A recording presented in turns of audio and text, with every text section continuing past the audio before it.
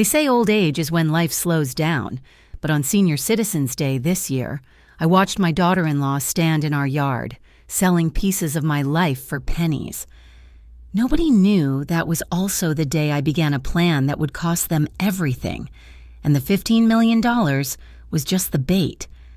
My name is Margaret Holloway, and at 68 years old, I thought I'd seen the worst life could throw at me. I was wrong. The morning sun on Senior Citizens Day felt like mockery as I stood frozen in my doorway, watching Rachel, my son's wife, arrange my most precious possessions on folding tables across our front lawn. The Oregon mist hadn't even lifted yet, and already she was out there, pricing my life at garage sale rates. "Mom," Rachel's voice carried that false sweetness she'd perfected over the years. "Come see what great deals your neighbors are getting." Mrs. Patterson from next door held up my wedding dress, the ivory silk yellowed with age but still beautiful. The dress I'd worn when I married George in 1978, hand-sewn by my mother over 3 months. Rachel had slapped a $2 sticker on it. "Vintage fashion," Rachel announced to the growing crowd, from back when people actually kept things forever. Can you imagine? The neighbors laughed uncomfortably. Some had the decency to avoid my eyes. I forced my feet forward, each step across my own lawn feeling like a betrayal. "Rachel, that's my wedding dress." "Was your wedding dress," she corrected, not even turning to look at me. "Ethan and I agreed it's time to declutter. You can't take it with you, right?" There stood my son, Ethan, leaning against his truck with his arms crossed, that slight smile on his lips. When had my boy learned to wear cruelty so casually? "Ethan," I said quietly, "your father proposed to me in that dress. I was saving it for what, Mom?" He pushed off from the truck. "For Rachel? She's got her own dress. This stuff is just collecting dust." Mr. Kumar picked up George's bronze star, the one he'd earned in Vietnam. $3. George's purple heart sat beside it. $5.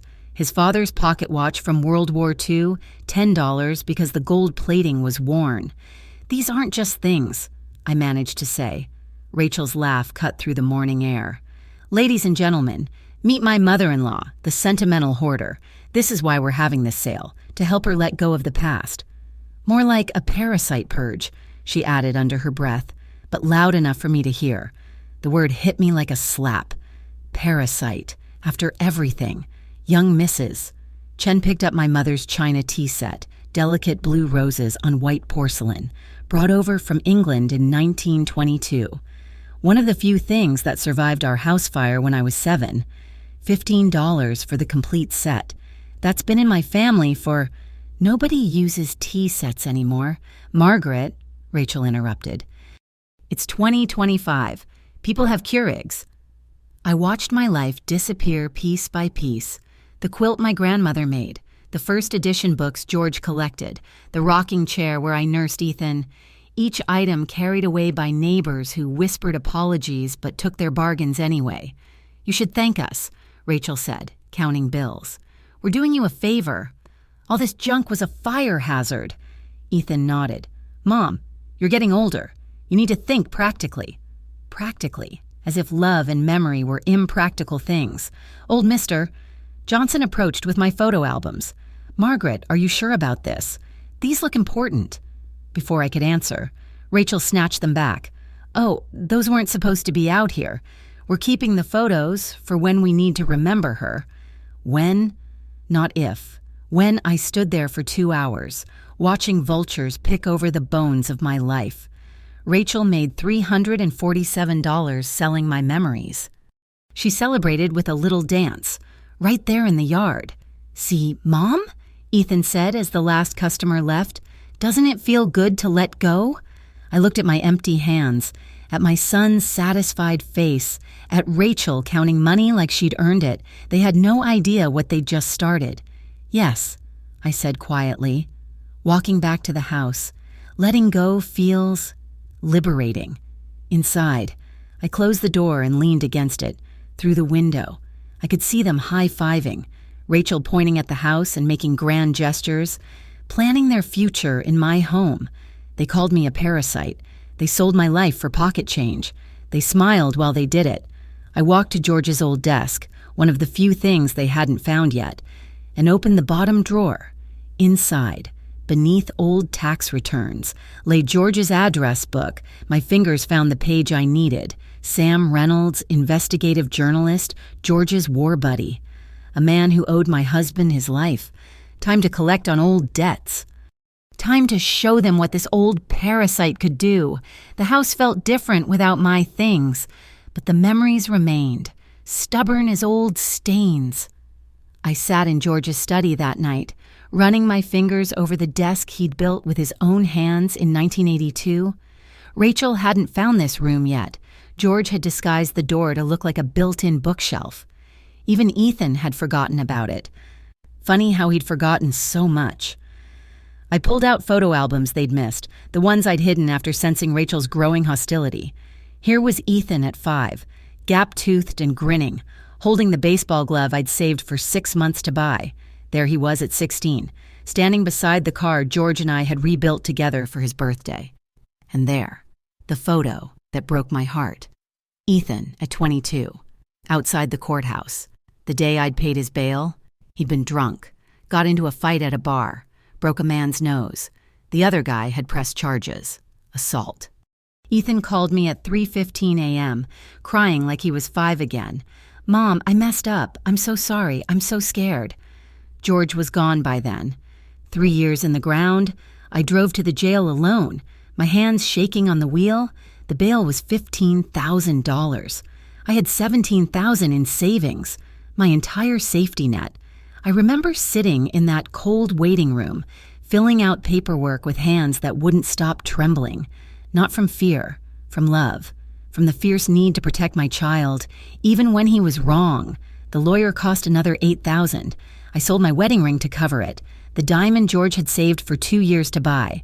1 carat clarity, VS1, color grade G. I knew the specifications by heart because George had been so proud when he'd bought it. "You won't even miss it." The pawnshop owner had said, "Rings are just symbols." But he was wrong. I missed it every day. The charges were eventually dropped. The other man had thrown the first punch. Witnesses confirmed, but by then, I'd spent everything. I went back to work at 61, taking shifts at the grocery store. My knees screamed, my back ached, but Ethan needed a fresh start. That's when Rachel appeared. She was working at the bank where Ethan got his job after the court case. Pretty, smart, ambitious. She laughed at his jokes and listened to his dreams. I was so grateful someone saw the good in him after his mistake. The first time she came to dinner, she complimented everything. "Mrs. Holloway, this pot roast is amazing, and your home, it's so charming. You must tell me all your stories about fixing it up." I was lonely. George was gone, Ethan was pulling away, and here was this bright young woman who wanted to hear about my life. I showed her photos, told her about building the house, about George's service, about raising Ethan alone while George was deployed. "You're so strong," she'd said, squeezing my hand. "I hope I'm half the mother you are someday." When they got engaged 6 months later, I gave them $5,000 I'd saved from my grocery store job. For the wedding, I'd said. Rachel hugged me, tears in her eyes. "You're too generous. We couldn't possibly. You're family now." I'd told her. The wedding was beautiful, small, simple. In our backyard, I did all the cooking, made the cake myself. Rachel's family lived across the country and couldn't afford to come. "You're the only mother I need," she'd told me that day. The changes came slowly. First, comments about the house being dated, then suggestions that I was too involved in their lives.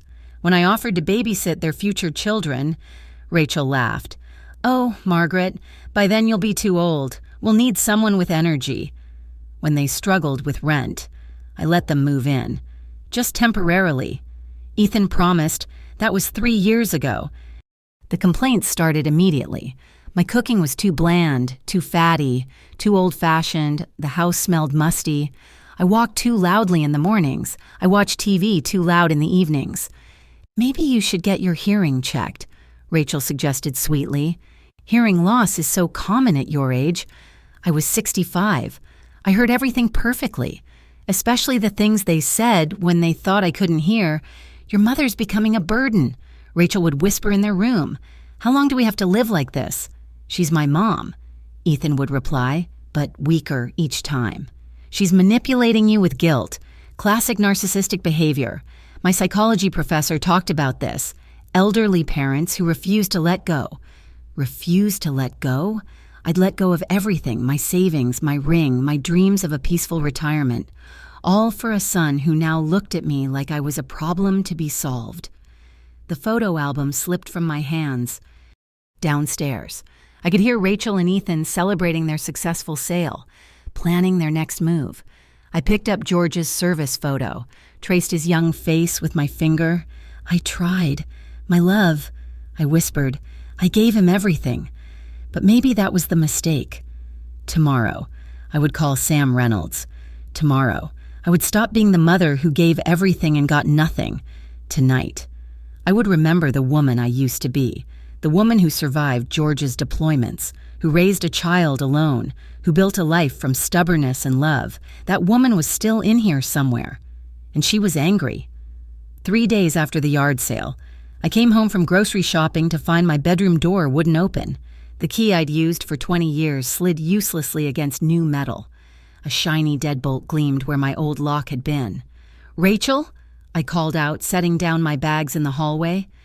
She emerged from the kitchen, drying her hands on my mother's apron, one of the few things that hadn't sold. "Oh, good, you're back. We need to talk about the new living arrangements." Living arrangements? My heart began its familiar, anxious rhythm. Ethan appeared behind her, avoiding my eyes. He'd been doing that a lot lately, looking past me, through me, anywhere but at me. "Mom, Rachel and I have been discussing the space situation," he said to the wall behind my head. "This house is big, but the layout isn't working for everyone. The master bedroom should go to the people who actually pay for things," Rachel added, her voice sharp as new scissors. "Guests can use the garage room. It's perfectly fine." "Guests in my own home? I'm not a guest," I said quietly. "This is my house. George and I built—" "Here we go with the ancient history again." Rachel rolled her eyes dramatically. "Ethan, show her the papers." My son, my boy who once cried when he accidentally stepped on a caterpillar, pulled out a manila folder. His hands shook slightly, the only sign he might feel something. "Mom, we had these drawn up by a lawyer. Power of attorney, property transfer. It's all legal." I stared at the papers, the words swimming before my eyes. Transfer of deed. "Margaret Holloway hereby grants. Sound mind and body." "It's for your own good," Rachel said, her tone suggesting she was explaining something to a particularly slow child. "You're getting older. You can't manage a property this size. We're protecting your interests." "By stealing my home?" "Stealing?" Rachel's laugh was like breaking glass. "We've been paying for groceries, utilities, maintenance. If anyone's been stealing, it's the woman who's been living off our generosity for 3 years." The lies came so easily to her. I'd been paying the mortgage, the taxes, the insurance. They covered groceries sometimes, when I asked. The utilities they claimed to pay? I had the bank statements showing my automatic payments. "I won't sign anything," I said. Rachel's face hardened. "Then we'll have to explore other options. Ethan, tell her about Sunset Manor." My son finally looked at me, and what I saw in his eyes was worse than anger. It was indifference. "It's a nice facility. Mom, they have activities. People your age. You'd make friends." Sunset Manor, I knew it well, a warehouse for the unwanted elderly, where my friend Dorothy had died alone last winter, calling for children who never came. "You researched nursing homes?" My voice came out as a whisper. "Assisted living," Rachel corrected. "There's a difference, although—" She tapped her chin thoughtfully. "You have been forgetting things lately, leaving the stove on, getting confused about dates. We've documented everything." Lies, all lies, but I could see the trap they'd built. Who would believe a 68-year-old woman over her concerned family?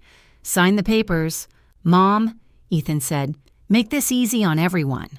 I looked at my son, really looked at him. When had he gotten those lines around his mouth? That coldness in his eyes? This wasn't the boy I'd raised. This was Rachel's creation. molded by 3 years of whispered poison. I need time to think, I managed. 24 hours, Rachel said briskly. Then we file for conservatorship. Did you know that 60% of elderly people show signs of cognitive decline? Very sad. But that's why we need to protect them from themselves. She walked to my bedroom door, my door, and unlocked it with a key from her pocket. My clothes were in garbage bags on the floor. My furniture had been moved out. A sleeping bag lay in the corner. Oops, Rachel said. We started renovating already, but the garage room is all set up for you. Even has a space heater. The garage, where George used to work on cars. Concrete floor, no insulation, one small window, in Oregon, in October. Ethan, I tried one more time. I sold my wedding ring for you. I emptied my savings. See, Rachel interrupted. Living in the past, classic sign of dementia. My son nodded slowly. Mom, just sign. It's better this way. I picked up the papers, pretended to study them. I'll think about it. Think fast, Rachel said. Oh, and Margaret, the garage room locks from the outside. For your safety. Of course. Wouldn't want you wandering at night. They left me standing there, holding papers that would erase my existence. Through the bedroom window, I could see the oak tree George and I had planted the day Ethan was born. Still growing, still strong. I folded the papers carefully and tucked them into my purse. Then I walked to the garage room, my new prison, and sat on the narrow cot they'd provided. From my purse, I pulled out the business card I'd found in George's desk. Sam Reynolds, investigative journalism. The number was 20 years old, but Sam was the kind of man who never changed anything. Tomorrow, I would find out if he remembered his promise to George. If your family ever needs anything at all, you call me. Tonight. I would sleep in a garage like a discarded lawnmower, but I'd slept in worse places. The night George had his first heart attack. I'd slept on a hospital floor. The week after he died, I'd slept in my car outside Ethan's apartment, making sure he was okay. I was Margaret Holloway. I had survived worse than Rachel's cruelty and Ethan's betrayal, and I was just getting started. The coffee shop on Mason Street hadn't changed in 20 years. Same cracked vinyl booths, same bitter coffee, same corner table where George used to write letters home during his leave. I arrived at 9:30 a.m. sharp, wearing my best coat, the one Rachel hadn't seen fit to sell. Sam Reynolds was already there, and time had been kinder to him than to most. Silver-haired now, but still sharp-eyed, still carrying himself like the Marine he'd once been. He stood when he saw me, a gesture from another era. Margaret. His handshake was firm, warm. I'm sorry about George. I should have come to the funeral. You were in Afghanistan, I reminded him. George understood.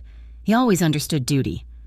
We sat, and Sam studied me with those journalist eyes that missed nothing. You sounded urgent on the phone. What's happened? I'd practiced this moment, but the words still stuck in my throat.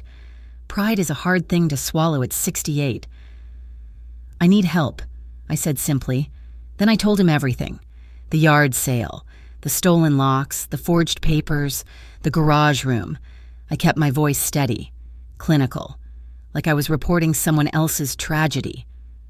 Sam's face darkened with each detail. When I finished, he was quiet for a long moment, stirring his coffee with deliberate slowness. George saved my life in Da Nang, he said finally. January 69, pulled me out of a burning helicopter. Second-degree burns over half his body, but he went back for 2 more men. He looked up at me. I've been waiting 56 years to repay that debt. I don't want charity, I said quickly. Not offering any. He pulled out a notebook, paper, not digital. Sam was old school. What I'm offering is justice. Elder abuse is a federal crime. Margaret, what they're doing, financial exploitation, emotional abuse, illegal eviction, these are felonies. They'll say I'm senile. Rachel's been building a case. Let her. Sam's smile was sharp as winter. I've taken down senators. Margaret, a small-town grifter, doesn't worry me. But we need evidence. Documentation, recordings if possible. I thought about the papers in my purse, the threats, the lies. Well, what kind of evidence? Everything. Bank statements showing you pay the bills, photos of the living conditions they forced on you, Any witnesses to the verbal abuse? And he leaned forward. We need them to incriminate themselves. Pride makes people sloppy. What would make them overconfident? That's when the idea came to me. So perfect, I almost laughed. Money. Rachel's obsessed with money. If she thought there was a big inheritance coming? How big? Big enough to make her reckless. 15 million? Sam whistled low. That's specific. George had a cousin who made a fortune in tech, died last year, left everything to charity, but Rachel doesn't know that. I could feel the plan forming, pieces clicking into place. What if she found paperwork suggesting he left it to me, hidden where she'd be sure to snoop? A honeypot. Sam nodded approvingly. She finds it, gets greedy, shows her true colors. We document everything. He made notes rapidly. I'll need a few days to set things up. Cameras, audio equipment. Can you handle living in that garage until then? I've handled worse. I'm sure you have. His expression softened. Margaret, I need you to understand. Once we start this, there's no going back. Your son chose his side. I finished. I know. I've been mourning my real son for years. The man living in my house is a stranger wearing his face. Sam reached across the table and covered my hand with his. George would be proud of you. George would have handled this differently, I admitted. He'd have confronted them directly, but I'm not George. No, Sam agreed. You're smarter. George was a hero, but he thought everyone had honor. You know better. We spent another hour planning. Sam would bring in his team, a photographer, a sound engineer, even a lawyer who specialized in elder law. They'd done this before, he assured me. Rich kids trying to grab Grandma's house was more common than I'd thought. One more thing, Sam said as we prepared to leave. That what you need to write? The real one? Make sure it's ironclad. Leave everything to charity if you want, but make sure those two get nothing, not even a coffee mug. Already done, I said. Signed and witnessed last month. Filed with my lawyer in Portland. They get exactly what they've earned. Nothing. Good. He stood. Helped me with my coat. Another gesture from another time. Margaret, I'm sorry this is happening to you. No one deserves this, especially from family. Family, I repeated, tasting the word like something spoiled. You know what the funny thing is, Sam? I would have given them everything. If they'd just asked, if they'd shown even a little kindness, I would have signed it all over gladly. But they had to take it, Sam said, understanding perfectly. Yes, they had to make me nothing, less than nothing, a parasite. She called me. Well, Sam said, opening the door for me, let's show them what this parasite can do. I walked back to my car feeling something I hadn't felt in months. Not happiness, that was too much to ask, but purpose, direction. George always said I was at my best when I had a mission. Mission accepted, my love. I thought, driving past the cemetery where he rested, watch me work, back at the house. I found Rachel going through my mail. Anything interesting? I asked mildly. She didn't even look embarrassed. Just making sure you're not missing any bills. You know how forgetful you've been. Of course, I said. Thank you for looking out for me. Her eyes narrowed suspiciously at my tone, but I just smiled and shuffled toward the garage. Let her wonder. Let her worry. In 3 days, Sam's team would be ready. In 3 days, the trap would be set. In 3 days, Rachel would discover exactly what $15 million could buy. It could buy the truth. And the truth was going to destroy her. The fake will was a masterpiece. Sam's contact had created something that looked older than it was, complete with coffee stains and worn edges. The letterhead belonged to a real law firm in Seattle, one that had closed 10 years ago, making verification difficult but not impossible. Last Will and Testament of Theodore Holloway, it read. George's cousin, the tech millionaire who died childless. The key was in the details, specific bequests to museums, a scholarship fund, and then the line that would hook Rachel. To my cousin George's widow, Margaret Holloway, I leave the remainder of my estate, approximately $15 million, to ensure her comfort in her final years. I hid it in George's desk, tucked inside an old tax folder where Rachel would definitely look. She went through that desk twice a week, searching for God knows what. Bank passwords, maybe. Hidden accounts. The woman had the instincts of a grave robber. It took her exactly 36 hours to find it. I was in the kitchen, making lunch with groceries I'd bought with my Social Security check, when I heard her gasp from the study, then footsteps, running, a door slamming, urgent whispers. I kept slicing tomatoes, humming tunelessly. The cameras Sam's team had installed were invisible, one in a smoke detector, another in an old clock, a third in a picture frame. They were recording everything. 10 minutes later, Rachel emerged, phone pressed to her ear, eyes glittering with greed. "Yes, I need to verify a will," she was saying. "Theodore Holloway, Seattle." A pause. "I see. And how would I go about—" "Yes, I'll hold." She paced the kitchen, not even noticing me. I might as well have been furniture. Less than furniture. Furniture had value. Ethan appeared in the doorway. "Well?" "The law firm's closed, but the will looks real. I'm tracking down the executor now." She covered the phone. $15 million. Ethan. $15 million just sitting there, and your mother never said a word. Typical, my son said. Keeping secrets. Manipulating us. The irony was sharp enough to cut, but I just continued making my sandwich, playing the role of the oblivious old woman they'd cast me in. "Mrs. Patterson?" Rachel spoke into the phone again. "Yes, I'm calling about the Theodore Holloway estate. I represent Margaret Holloway, his beneficiary." The lies flowed like water. "We've just discovered some paperwork and want to ensure everything's in order." She listened, made notes, smiled wider with each word. When she hung up, she was practically dancing. "The estate's in probate. Has been for months, just waiting for Margaret to claim it." She spun toward me, and her face transformed, suddenly sweet, concerned, loving. The mask snapped on so fast it was terrifying.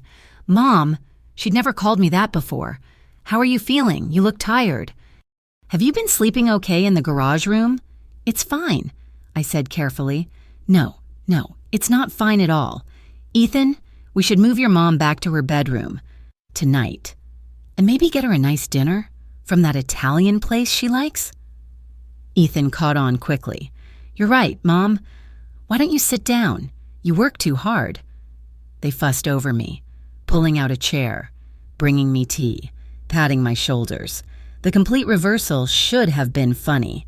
Instead, it made my skin crawl. These people could turn their emotions on and off like faucets. "Actually," Rachel said, as if the thought just occurred to her, "we've been thinking about the house situation. Those papers we showed you, let's just forget about them. This is your home." "Really?" I let hope creep into my voice. "Of course. We're family. Family takes care of each other." She squeezed my hand. Her palm was sweaty with excitement. "In fact, why don't we make things official? Put all our names on the house deed. That way, we're all protected." There it was, the new angle. Get their names on the deed. Wait for me to die. Inherit both the house and the $15 million. Or maybe they wouldn't wait. Accidents happen to elderly women all the time. "That's very thoughtful," I said. "I'll think about it." "Take your time," Rachel said, though her jaw tightened. "No pressure at all." "Oh, and Mom, did Uncle Theodore ever mention anything to you about his estate?" I pretended to think. "Theodore? He sent a Christmas card once. Or was that George's other cousin?" "Right, of course." Her smile was strained now. "Well, if you remember anything—" They left me alone after that, but I could hear them in the next room, planning. Rachel was already shopping online, a new car, designer clothes, a vacation to Europe. Ethan wanted to quit his job, start a business. They discussed renovations for the house, my house, debating whether to keep me around as a live-in maid or ship me off once they had what they needed. "She's tougher than she looks," Ethan said at one point. "Might live another 20 years. "Not necessarily," Rachel replied. "Accidents happen, especially to confused old women who forget to take their medication." I didn't have any medication, but that was a detail Rachel would no doubt fix. I went to the bathroom and looked at myself in the mirror. Same face I'd worn for 68 years, lined now, tired, but still mine. Margaret Holloway. I whispered to my reflection. You're about to become a very wealthy woman. Act accordingly. When I came out, Rachel was waiting with more tea and cookies she'd suddenly remembered buying for me. Mom, I was thinking, maybe we should call a lawyer together? Make sure all your affairs are in order, just to protect you. Of course, I echoed. Protection. That's all anyone wants. She missed the sarcasm entirely, too focused on the phantom millions dancing in her head.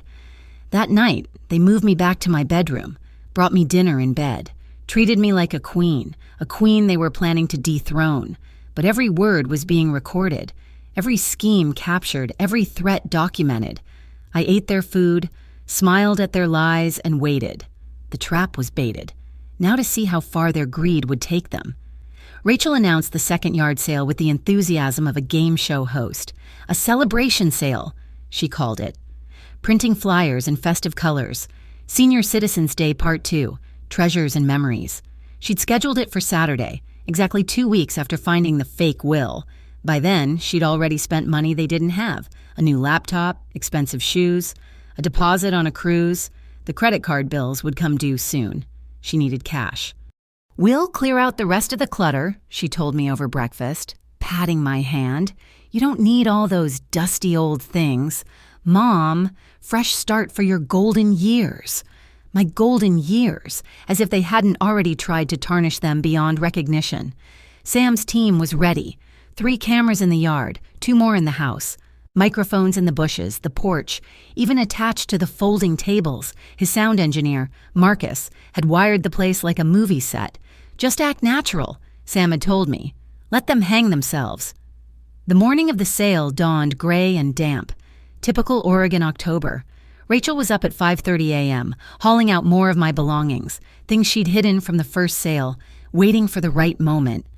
My mother's pearl necklace, George's war medals she'd found in the attic, photo albums she'd deemed worthless before but now thought might fetch a price, even my reading glasses, 3 pairs laid out with tags. You only need 1 pair, she'd explained. We'll keep your favorite. Neighbors arrived early, drawn by curiosity and Rachel's aggressive marketing. Mrs. Patterson came first, her face creased with concern. Margaret, dear, she whispered while Rachel was distracted. Is everything all right? This seems... I'm fine, I assured her, knowing the cameras were capturing everything, just downsizing. But she saw through it, as did others. Mr. Kumar picked up George's purple heart again. Rachel had raised the price to $20 and shook his head. This belongs in a museum, not a yard sale. Museums don't pay bills, Rachel chirped, swooping in to make the sale. The crowd grew. Some were genuinely looking for bargains, but others came to witness the spectacle. Word had spread about the first sale, about the daughter-in-law selling war medals and wedding dresses. That's when Rachel brought out the grand finale, my wedding china. The spode set my mother had given me. 12 place settings, pristine, used only for holidays and special occasions. Genuine English china, she announced. Complete set, perfect for entertaining. Mrs. Davidson from the church gasped. Margaret, no, not your mother's china. I stood on the porch, hands folded, watching Rachel perform. She was in her element now, working the crowd, telling lies with a salesman's smile. My mother-in-law wants to simplify, she said loudly. At her age, who needs fancy dishes? Right. Mom? Right, I said, my voice carrying across the yard. The microphones would pick up the defeat in it, the way Rachel had trained me to agree.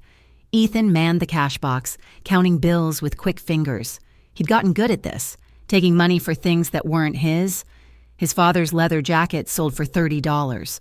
The rocking chair I'd nursed him in went for $50. Ethan, old mister, Thompson said, holding George's toolkit. Your dad taught you to use these tools. You sure you want to sell them? My son didn't even blink. Dad's gone. Tools don't bring him back. Mister, Thompson set them down and walked away without buying anything. The morning wore on. Rachel's frenzy increased with each sale.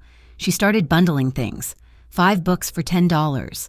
Costume jewelry by the handful. The credit card bill must have been higher than I'd thought. Then young Amy Morrison approached with my wedding album. Sweet Amy, who used to babysit for the neighbors, now home from college. Mrs. Holloway, is this really for sale? Your wedding pictures? Before I could answer, Rachel snatched it from her hands. Oh, that wasn't supposed to be out here. Some things are too precious to sell. She clutched it to her chest, performing concern. Mom gets confused sometimes. Don't you, Mom? The trap was set. Time to spring it. I do get confused, I said, stepping forward.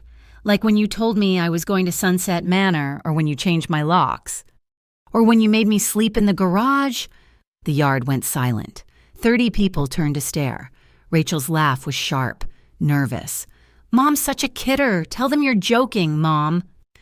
Was it a joke when you called me a parasite? I asked, my voice steady now. When you said accidents happen to confused old women who forget their medication. She's having an episode, Rachel announced to the crowd. Dementia, so sad. Ethan, help your mother inside. But Ethan was frozen, staring at the faces around us. Neighbors who'd known him since birth, teachers who'd taught him, friends of his father. Is this true? Ethan? Mrs. Patterson asked. You made your mother sleep in the garage? It was temporary, he mumbled. Just while we renovated. Which renovation? I asked. The one where you stole my bedroom? Or the one you're planning with the money you think I'm inheriting? Rachel's face went white. You knew? I know everything, I said. Including the fact that Theodore left his entire estate to the Seattle Animal Shelter. Every penny. The silence stretched like a held breath. Then Rachel's careful mask finally, completely shattered. You lying bitch, she snarled. After everything we've done for you, we could have put you in a home months ago. We should have. You're nothing but a burden. A leech. A mother, I said quietly, who loved her son enough to give him everything, and got this in return. Sam stepped out from behind his van, camera crew visible now. I think we've seen enough. Mrs. Holloway, are you ready to press charges? The yard erupted, neighbors talking, phones coming out, Rachel screaming about entrapment and rights. Ethan just stood there, my wedding album at his feet, finally seeing what he'd become. Mom, he said. Just that. Just Mom. Don't, I said. You made your choice. Now live with it. The video went viral within 72 hours. Elder abuse caught on camera. Daughter-in-law's shocking yard sale became the most watched segment on Sam's investigative series. The footage was damning. Rachel calling me a parasite, discussing accidents, forcing me into the garage. But what really ignited public fury was the image of my war hero husband's medals being sold for pocket change. Sam had edited it masterfully. The contrast between Rachel's sweet public face and her private cruelty, the slow reveal of their financial exploitation. The heartbreak in my voice when I said, I would have given them everything. By Wednesday morning, news vans lined our street. Rachel couldn't leave the house without being confronted by reporters. How does it feel to steal from a widow? They shouted. Did you really threaten her life? She tried damage control at first, posting tearful videos claiming manipulation and editing, but Sam had hours of raw footage. Every lie she told was immediately contradicted by her own words. Caught on camera, the legal machinery moved faster than I'd expected. Elder abuse cases usually crawled through the system, but public outrage has a way of motivating officials. Within a week, the district attorney had filed charges: financial exploitation of a vulnerable adult, attempted fraud, criminal threatening, unlawful eviction. My lawyer, Patricia Chen, Sam's recommendation, was a small woman with a voice that could fill a courtroom. The evidence is overwhelming, she told me. They're looking at serious jail time. I don't want him in jail, I said, meaning Ethan. Despite everything, he was still my son. That's not your choice anymore, Patricia said gently. The state presses charges in cases like this, but his cooperation could help reduce his sentence. Ethan was cooperating. After the yard sale confrontation, something had broken in him. Maybe it was seeing his father's medals sold. Maybe it was the neighbor's disgust, or maybe it was realizing that Rachel would throw him under the bus as quickly as she'd thrown me in the garage. He came to me through lawyers, a supervised visit at Patricia's office. He looked older, grayer, like he'd aged 5 years in 2 weeks. I know apologizing is worthless, he started. Yes, I agreed. It is. He flinched but continued. Rachel kept saying you were manipulating me, that mothers who really loved their children knew when to let go, that you were keeping me dependent. By paying my own bills? By living in my own house? I know how it sounds now. He rubbed his face. But she was so convincing. Every story had 2 sides. When you paid my bail, she said you were buying my loyalty. When you gave us money for the wedding, she said you were establishing control. And you believed her. I wanted to. His voice cracked. Because if you weren't the villain, then I was. And I couldn't face that. I studied my son, really looked at him. Weak chin from his father's side. My eyes, though, brown and usually warm. Cold these past years, but warming now with shame. What do you want, Ethan? To make it right, I'll testify against her. Tell them everything, how she researched nursing homes, practiced the conservatorship paperwork, planned to... He stopped, unable to say it. Planned to kill me. She said it would be merciful, that you were miserable anyway. Tears now. Real ones. I told myself I'd never let her actually do it, but I didn't stop her from everything else. No, I said, you didn't. The silence stretched between us. Years of love curdled into something bitter. But underneath, maybe the faintest possibility of something else. Not forgiveness, that was too much. But perhaps, eventually, understanding. Mom, he said, the house, your things, the money. I'll sign whatever you need. I just want to know. Is there any chance, any at all, that someday... I thought of George, what he would say. He'd been a forgiver. My husband, quick to anger but quicker to let it go. Everyone deserves a second chance, Maggie, he'd say. But George never had his son sell his war medals for $20.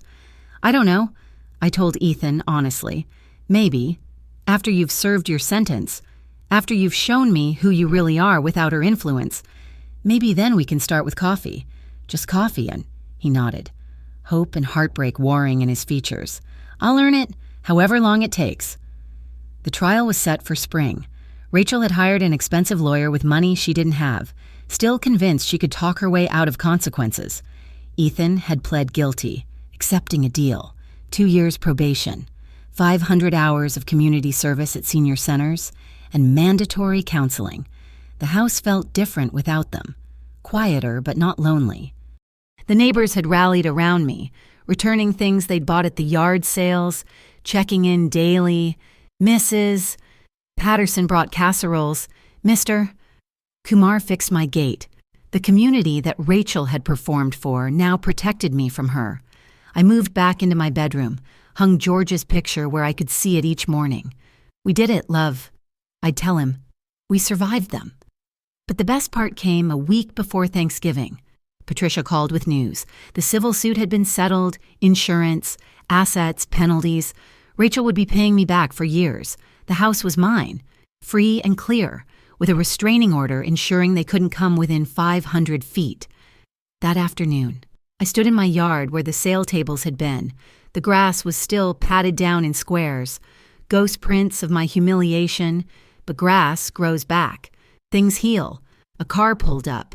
Sam Reynolds carrying a bottle of champagne and a box. Thought we should celebrate, he said. You won. Margaret. Did I? I looked at the box. What's that? Something the neighbors and I put together. He opened it. Inside, tissue wrapped and perfect, lay George's medals, his Purple Heart, his Bronze Star, his father's watch, even my mother's tea set. How? Traced every buyer, told them the story. Every single one gave them back. No charge.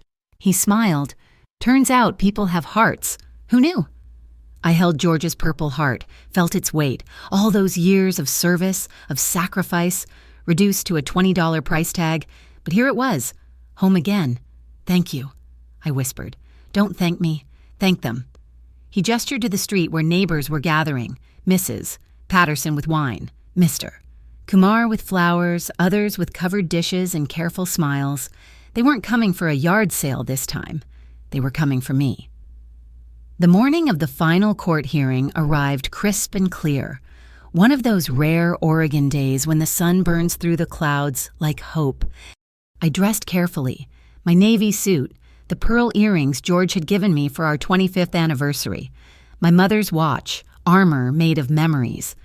The courthouse steps were crowded with reporters, but they parted respectfully as I passed. Inside, the courtroom was packed. Sam had saved me a seat in the front row, right where Rachel and Ethan would have to see me.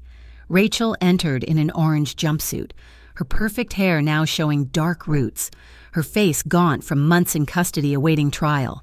She'd refused all plea deals, convinced she could charm her way to freedom. But charm works better when it's not contradicted by hours of video evidence. The judge, a woman near my age with steel gray hair and knowing eyes, reviewed the charges one final time: financial exploitation, elder abuse, fraud, conspiracy. The list went on. Does the defendant have anything to say before sentencing? Rachel stood, and for a moment, I saw the woman who'd first come to dinner all those years ago. Young, bright, full of plans. Then she opened her mouth, and the illusion shattered. "I'm the victim here," she said, voice trembling with manufactured emotion. Margaret Holloway manipulated this entire situation. She's not the sweet old lady she pretends to be. She's calculating, cold, vindictive. That's enough. The judge cut her off. "I've reviewed the evidence. Miss Morrison, hours of recordings where you discuss causing accidents to an elderly woman, where you call her a parasite while living in her home, where you sell her deceased husband's military honors for pocket change." The judge turned to me. "Mrs. Holloway, would you like to make a statement?" I stood slowly, my legs steady despite my age. "Your Honor, I spent 43 years building a life with my husband. We raised a son, served our community, paid our taxes, hurt no one in return. I was locked in a garage and had my life auctioned off by people I loved." I looked directly at Rachel. "You asked who needs fancy dishes at my age? I'll tell you. A woman who earned them. A woman who survived her husband's deployments, who raised a child alone, who worked until her hands bled to keep a roof over her family's head. That's who deserves fancy dishes. But you taught me something valuable, Rachel. You taught me that sometimes the greatest revenge isn't anger or hatred. It's simply refusing to be destroyed. It's standing up straight when someone tries to bend you. It's keeping your dignity when they try to strip it away." I sat down. The courtroom was silent. The judge nodded slowly. "Rachel Morrison, I sentence you to 5 years in state prison, followed by 3 years probation. You are ordered to pay full restitution to Mrs. Holloway, and you are permanently barred from any contact with her." The gavel came down like thunder. Rachel screamed, actually screamed as they led her away. Something about unfairness and manipulation and how I'd ruined her life. The courtroom doors closed on her voice, and then there was only silence. I walked out into the afternoon sun, feeling lighter than I had in years. Sam was waiting by his car, smiling. "How does it feel?" he asked. "Like watching the sun come up," I said. "Like breathing clean air. Like—" I stopped, laughed. "Like justice." "Come on," he said. "I'll drive you home. Home. My home. Mine alone now, filled with returned treasures and new memories. The neighbors had helped me redecorate, painting over the dark colors Rachel had chosen, bringing life back to rooms that had felt like tombs. As we pulled into my driveway, I saw someone sitting on my porch steps, Ethan, holding a small potted plant, a peace lily. "I know I'm not supposed to be here," he said quickly. "The restraining order doesn't start until tomorrow. I wanted to bring you this for your garden. Dad always said you loved peace lilies." I took the plant, noticed his hands were dirty. "You've been gardening." "Community service at the senior center. We built raised beds for the residents." He managed a small smile. "Turns out I inherited your green thumb. Who knew?" "Your father knew," I said. "He always said you'd find your way back to the earth eventually." We stood there, mother and son, with 3 feet and 3 years of pain between us. But also, maybe, the beginning of a bridge. "I'll go," he said. "I just wanted you to know I'm in therapy. Real therapy, learning about manipulation, codependency, how I let her twist my thinking. It's hard, facing what I did, what I let happen." "Good," I said. "Hard is what you need." He nodded, turned to go, then stopped. "Mom, that coffee you mentioned. Someday, I'll wait as long as it takes." I watched him drive away, then carried the peace lily inside, set it on the kitchen windowsill where the morning light would find it, where I could water it, tend it, see if it would grow. That evening, I made tea in my mother's china, using the Spode teapot that had survived 2 yard sales and a war. I carried it to George's study, my study now, and sat at his desk. The house was quiet but not empty, full of ghosts, yes, but friendly ones, memories that warmed instead of wounded. I could almost hear George's voice. "You did good. Maggie, you did real good." Outside, November rain began to fall, washing the last traces of autumn leaves from the gutters. Inside, I was warm and safe and home. I opened George's journal, found a blank page, and began to write. Today I won. Not the $15 million that never existed. Not the satisfaction of seeing Rachel in handcuffs. Though that didn't hurt, I won something better. I won my life back. The pen moved across paper, recording this final chapter, how the neighbors still checked on me, how Ethan might earn his way back to my table someday, how a 68-year-old woman could still surprise herself with her own strength. I wrote until the tea grew cold, then closed the journal and stood. Tomorrow, Mrs. Patterson was coming for lunch. We'd use the good china, the crystal glasses, the silver spoons. We'd eat off plates that had seen love and loss and resurrection, because that's what survivors do. They set the table. They pour the tea. They refuse to let anyone tell them they don't deserve fancy dishes. I turned off the light and headed to bed. My bed, in my room, in my house. No locks on the door, no fear in my heart. Just an old woman who'd learned that sometimes the best revenge isn't served cold. Sometimes it's served on antique Spode china, with a side of dignity and a steaming cup of triumph. Thank you so much for listening to Margaret's story. I'd love to know where you're listening from. Drop a comment below and let's connect. If this story touched your heart or reminded you of someone special in your life, please subscribe to the channel and share your thoughts. Your stories and experiences make this community richer. Until next time, remember, you're never too old to stand up for yourself.